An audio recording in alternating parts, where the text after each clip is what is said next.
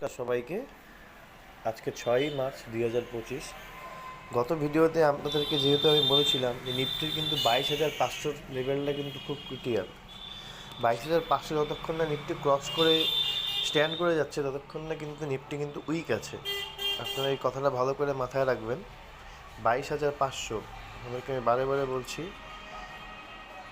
এই লেভেলটা 22,500 লেভেলটা এটা কিন্তু একদমই ভালো ভয়ানক লেভেল।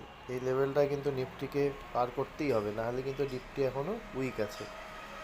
আর এখন আপাতত অল টাইম হাই থেকে নিফটি মোটামুটি প্রায়, তার সঙ্গে আমি দেখাচ্ছি, প্রায় 13%-এর মতন কিন্তু নিফটি এখনও পড়েই আছে নিচে।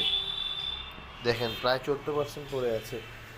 সবসময় মাথায় রাখবেন 12,500 22,500 এটা কিন্তু একটু ক্রিটিক্যাল।